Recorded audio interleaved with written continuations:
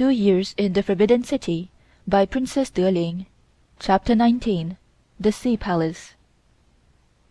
This year we had a very hot spring, and Her Majesty was desirous of getting back again to the Sea Palace. However, as war had already been declared between Russia and Japan, it was thought best to remain in the Forbidden City until things were more settled. Her Majesty was very much worried over this war, and spent most of her time in offering prayers to the different divinities for the welfare of China, and we, of course, were expected to join her. Things were very monotonous about this time, and nothing particular occurred until the beginning of the second moon. By this time Her Majesty was quite sick of staying in the Forbidden City, and said that no matter what happened she would remove the court to the Sea Palace, where Miss Carl could get along and finish the portrait which had been hanging on for nearly a year. So, on the 6th day of the second moon, we moved back to the Sea Palace. Everything looked fresh and green, and many of the trees had commenced to bloom. Her Majesty took us around the lake, and we were in such good spirits that Her Majesty remarked that we acted more like a lot of wild animals escaped from a menagerie than human beings. She was much brighter now, but said that she would be happier still to get to the Summer Palace. Miss Carl was summoned to the palace, and Her Majesty visited her and asked to see the portrait. She again asked me how long it would be before it was finished, and I told her that unless she gave a little more of her time to posing, it might not be finished for quite a long time. After a lot of consideration, Her Majesty finally agreed to give Miss Carl 5 minutes each day after the morning audience, but that she desired it to be distinctly understood that she did not intend to pose for anything but the face. She accordingly sat for 2 mornings, but on the 3rd morning she made an excuse, saying that she was not feeling well. I told her that Miss Carl could not proceed further unless she sat for the face, so although she was very angry, she gave Miss Carl a few more sittings until the face was finished. She absolutely refused to sit again whether it was finished or not, saying that she would have nothing more to do with the portrait. I myself sat for the remainder of the portrait, viz., for Her Majesty's dress, jewels, etc., and so by degrees the portrait was completed. When Her Majesty learned that the portrait was nearing completion, she was very much pleased, and I thought it a good opportunity to again broach the subject of payment. Her Majesty asked me whether I really thought it necessary to pay cash for the portrait, and how much. I told her that as painting was Miss Carl's profession, if she had not been engaged on painting Her Majesty's portrait, she would most probably have been engaged on other similar work for which she would have received compensation, and that therefore she would naturally expect to be paid even more handsomely in the instance. It was difficult to make Her Majesty understand this, and she asked if I was quite certain that Miss Carl would not be offended by an offer of money, also Miss Conger, who had presented her.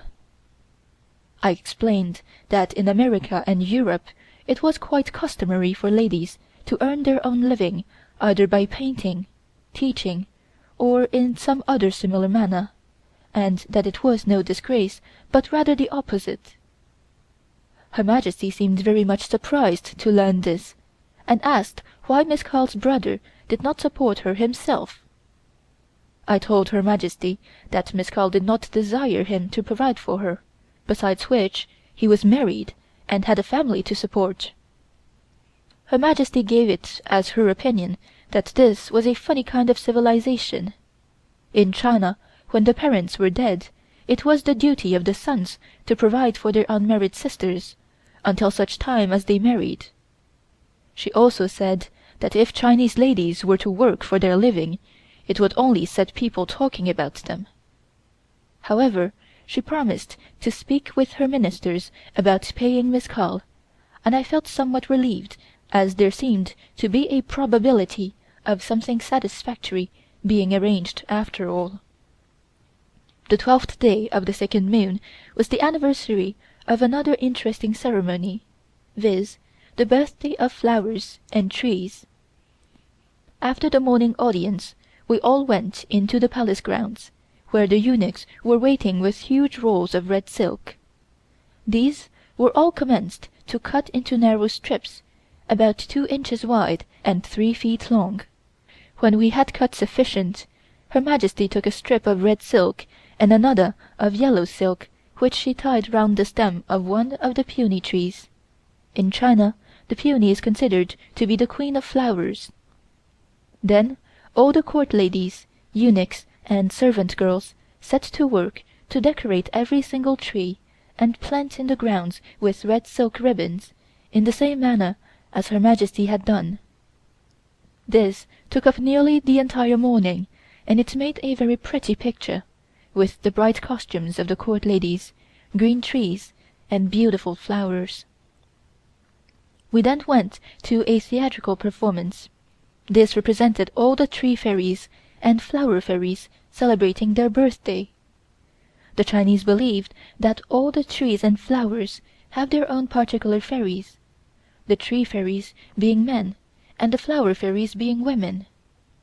The costumes were very pretty and were chosen to blend with the green trees and flowers which were on the stage. One of the costumes worn by a Lotus Fairy was made of pink silk, worked as to represent the petals of the flower, the skirt being of green silk to represent the lotus leaves. Whenever this fairy moved about, the petals would move just as though wafted by the breeze, like a natural flower. Several other costumes representing different flowers were made in the same manner. The scene was a woodland dell, surrounded with huge rocks, perforated with caves, out of which came innumerable small fairies bearing decanters of wine. These small fairies represented the smaller flowers, daisies, pomegranate blossoms, etc. The result can be better imagined than described. All the fairies gathered together and drank the wine, after which they commenced to sing, accompanied by stringed instruments, played very softly. The final scene was a very fitting ending to the performance. It represented a small rainbow which gradually descended until it rested on the rocks. Then each fairy in turn would sit upon the rainbow, which rose again and conveyed them through the clouds into heaven. This completed the celebration, and we all retired to our rooms. On the 14th day of the second moon, March 2nd, 1904, I completed my first year at court. I had quite forgotten this fact until Her Majesty reminded me of it. She asked whether I was comfortable and happy where I was, or did I long to return to Paris. I answered truly that although I had enjoyed myself while in France, still I preferred the life of the court, it was so interesting. Besides which, I was in my own native land, and among all my friends and relations, and naturally I preferred that to living in a strange land. Her Majesty smiled and said she was afraid that sooner or later I would tire of the life in the palace and fly away again across the ocean. She said that the only way to make sure of me was to marry me off. She again asked me what was my objection to getting married. Was I afraid of having a mother-in-law, or what was it? If that was all, I need not worry, for so long as she was alive there was nothing to be afraid of. Her Majesty said that even if I were married, it would not be necessary for me to stay at home all the time, but that I would be able to spend my time in the palace as usual. Continuing, she said, "Last year, when this marriage question came up, I was willing to make allowances, as you had been brought up somewhat differently from the rest of my court ladies, but Do not run away with the idea that I have forgotten all about it. I am still on the lookout for a suitable husband for you." I simply answered as before, that I had absolutely no desire to marry, but that I wanted to stay where I was and live at the court so long as Her Majesty was willing to have me there. She made some remark about my being stubborn, and said that I should probably change my mind before long. During the latter part of the second moon, Miss Carl worked very hard to get the portrait finished, and Her Majesty again consulted her book in order to select a lucky day on which to put the final touches to the picture. The 19th of April, 1904, was chosen by Her Majesty as the best time, and Miss Carl was duly notified. Miss Carl most emphatically stated that it was quite impossible to finish the portrait properly by the time named, and I told Her Majesty what Miss Carl said, explaining that there were many small finishing touches to be added, and I suggested it would be better to give Miss Carl a few days longer if possible. However, Her Majesty said that it must be finished by 4 o'clock on the 19th day of April, and therefore there was nothing further to be said. About a week before the time fixed for the completion, Her Majesty paid a visit to the studio to finally inspect the picture. She seemed very much pleased with it, but still objected to her face being painted dark on one side and light on the other. As I have said before, I had explained that this was the shading, but Her Majesty insisted on my telling Miss Carl to make both sides of her face alike.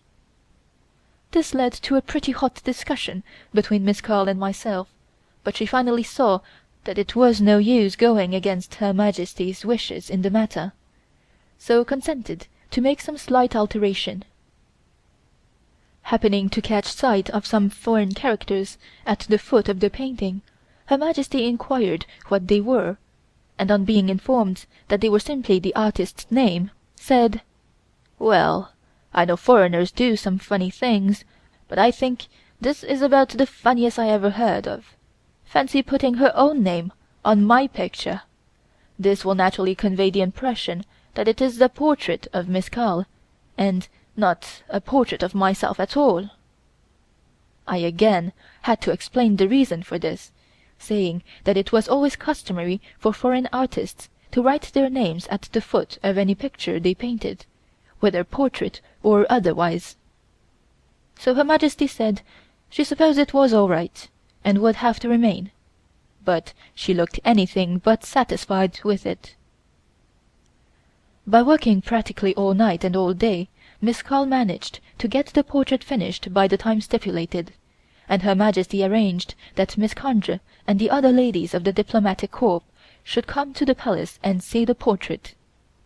This was quite a private audience, and Her Majesty received them in one of the small audience halls. After the usual greetings, Her Majesty ordered us to conduct the ladies to the studio, which we did, Her Majesty bidding them good-bye and remaining in her own apartments. The young Empress, in accordance with instructions from Her Majesty, accompanied us to the studio, and acted as hostess. Everybody expressed great admiration for the portrait, and it was voted a marvelous likeness. After inspecting the picture, we all adjourned for refreshments. The young Empress sat at the head of the table, and asked me to sit next to her. Shortly after everybody was seated, a eunuch came and asked the young Empress to inform these ladies that the Emperor was slightly indisposed and was unable to be present. I interpreted this, and everybody appeared satisfied. As a matter of fact, the Emperor was quite well, but we had forgotten all about him, and so the guests departed without seeing him on this occasion. On reporting everything to Her Majesty as usual, she asked what they thought of the portrait, and we told her that they had admired it very much. Her Majesty said, "Of course they did. It was painted by a foreign artist." She didn't appear to be very much interested, and was quite cross about something, which caused me great disappointment, after all the trouble Miss Carl had taken to finish the portrait. Her Majesty then remarked that Miss Carl had taken a long time to get the portrait finished, and asked why nobody had reminded her to inform the Emperor about the audience, being particularly angry with the head eunuch on this occasion. Her Majesty said that as soon as she remembered, she immediately sent a eunuch to make excuses, as the ladies might very well think that something had happened to the Emperor, and it might cause talk. I told her that I explained to them that the Emperor was not well, and they evidently thought nothing further of his absence. By the next day the carpenters in the Palace had finished the frame for the portrait, and when it had been properly fitted, Her Majesty ordered my brother to take a photograph of it. This photograph turned out so well that Her Majesty said it was better than the portrait itself. The picture being now quite finished, Miss Carl prepared to take her leave, which she did a few days later, having received a handsome present in cash from Her Majesty, in addition to a decoration, and many other presents as a remuneration for her services. For quite a long time after Miss Carl had left the Palace, I felt very lonely, as during her stay I had found her a genial companion, and we had many things in common to talk about. Her Majesty noticed that I was rather quiet, and asked me the cause. She said, "I suppose you are beginning to miss your friend, the lady artist." I did not care to admit that this was so, for fear she might think me ungrateful to herself, besides which I knew she did not like the idea of my being too friendly with foreigners. So I explained to Her Majesty that I always did regret losing old friends, but that I would get used to the change very soon. Her Majesty was very nice about it, and said she wished that she was a little more sentimental over such small things, but that when I got to her age I should be able to take things more philosophically. After Miss Carl had left the court, Her Majesty asked me one day, "Did she ever ask you much about the Boxer movement of 1900?" I told her that I knew very little of the Boxer movement myself, as I was in Paris at the time, and I could not say very much. I assured her that the lady artist never mentioned the subject to me. Her Majesty said, "I hate to mention about that affair, and I would not like to have foreigners ask my people questions on that subject. Do you know, I have often thought that I am the most clever woman that ever lived, and others cannot compare with me. Although I have heard much about Queen Victoria, and read a part of her life which someone has translated into Chinese, still I don't think her life was half so interesting and eventful as mine. My life is not finished yet, and no one knows what is going to happen in the future. I may surprise the foreigners some day with something extraordinary, and do something quite contrary to anything I have yet done. England is one of the great powers of the world, but this has not been brought about by Queen Victoria's absolute rule. She had the able men of Parliament back of her at all times, and of course they discussed everything until the best result was obtained. Then she would sign the necessary documents, and really had nothing to say about the policy of the country. Now look at me. I have 400 million people, all dependent on my judgment. Although I have the Grand Council to consult with, they only look after the different appointments, but anything of important nature I must decide myself. What does the Emperor know? I have been very successful so far, but I never dreamt that the Boxer movement would end with such serious results for China. That is the only mistake I have made in my life. I should have issued an edict at once to stop the Boxers practicing their belief, but both Prince Tuan and Duke Lan told me that they firmly believed the Boxers were sent by heaven to enable China to get rid of all the undesirable and hated foreigners. Of course, they meant mostly missionaries, and you know how I hate them and how very religious I always am, so I thought I would not say anything then, but would wait and see what would happen. I felt sure they were going too far, as one day Prince Tuan brought the Boxer leader to the summer palace, and summoned all the eunuchs into the courtyard of the audience hall, and examined each eunuch on the head to see if there was a cross. He said, "This cross is not visible to you, but I can identify a Christian by finding a cross on their head." Prince Tuan then came to my private palace, and told me that the Boxer leader was at the palace gate, and had found 2 eunuchs who were Christians, and asked me what was to be done. I immediately became very angry, and told him that he had no right to bring any Boxers to the palace without my permission, but he said this leader was so powerful that he was able to kill all the foreigners and was not afraid of the foreign guns, as all the guards were protecting him. Prince Tuan told me that he had witnessed this himself. A Boxer shot another with a revolver, and the bullet hit him, but did not harm him in the least. Then Prince Tuan suggested that I hand these 2 eunuchs supposed to be Christians to the Boxer leader, which I did. I heard afterwards that these 2 eunuchs were beheaded right in the country somewhere near here. These chief Boxer came to the palace the next day, accompanied by Prince Tuan and Duke Lan, to make all the eunuchs burn incense sticks to prove that they were not Christians. After that Prince Tuan also suggested that we had better let the chief Boxer come every day and teach the eunuchs their belief, that nearly all of Peking was studying with the Boxers. The next day I was very much surprised to see all my eunuchs dressed as Boxers. They wore red jackets, red turbans, and yellow trousers. I was sorry to see all my attendants discard their official robes and wear a funny costume like that. Duke Lan presented me with a suit of Boxer clothes. At that time Yung Lu, who was the head of the Grand Council, was ill and asked leave of absence for a month. While he was sick, I used to send one of the eunuchs to see him every day, and that day the eunuch returned and informed me that Yung Lu was quite well and would come to the palace the next day, although he still had 15 days more leave. I was puzzled to know why he should give up the balance of his leave. However, I was very anxious to see him, as I wished to consult him about this chief Boxer. Yung Lu looked grieved when he learned what had taken place at the palace, and said that these Boxers were nothing but revolutionaries and agitators. They were trying to get the people to help them to kill the foreigners, but he was very much afraid the result would be against the government. I told him that probably he was right, and asked him what should be done.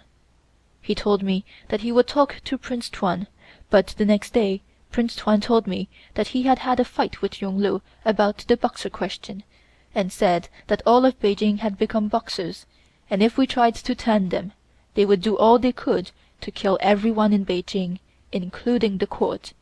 That they, the Boxer party, had the day selected to kill all the foreign representatives. That Tong Fuxiang, a very conservative general and one of the Boxers, had promised to bring his troops out to help the Boxers to fire on the legations. When I heard this, I was very much worried and anticipated serious trouble, so I sent for Yung Lu at once and kept Prince Tuan with me. Yung Lu came, looking very much worried, and he was more so after I had told him what the Boxers were going to do. He immediately suggested that I should issue an edict saying that these Boxers were a secret society, and that no one should believe their teaching, and to instruct the general of the 9 gates to drive all the Boxers out of the city at once. When Prince Tuan heard this, he was very angry, and told Yung Lu that if such an edict was issued, the Boxers would come to the court and kill everybody. When Prince Tuan told me this, I thought I had better leave everything to him. After he left the palace, Yung Lu said that Prince Tuan was absolutely crazy, and that he was sure these Boxers would be the cause of a great deal of trouble. Yung Lu also said that Prince Tuan must be insane to be helping the Boxers to destroy the legations, that these Boxers were a very common lot, without education, and they imagined the few foreigners in China were the only ones on the earth, and if they were killed it would be the end of them. They forgot how very strong these foreign countries are, and that if the foreigners in China were all killed, thousands would come to avenge their death. Yung Lu assured me that one foreign soldier could kill 100 Boxers without the slightest trouble, and begged me to give him instructions to order General Nie, who was afterwards killed by the Boxers, to bring his troops to protect the legations. Of course I gave him this instruction at once, and also told him that he must see Prince Tuan at once, and Duke Lan, to tell them that this was a very serious affair, and that they had better not interfere with Yung Lu's plans. Matters became worse day by day, and Yung Lu was the only one against the Boxers. But what could one man accomplish against so many? One day Prince Tuan and Duke Lan came and asked me to issue an edict ordering the Boxers to kill all the legation people first, and then all remaining foreigners. I was very angry and refused to issue the edict. After we had talked a very long time, Prince Tuan said that this must be done without delay, for the Boxers were getting ready to fire on the legations and would do so the very next day.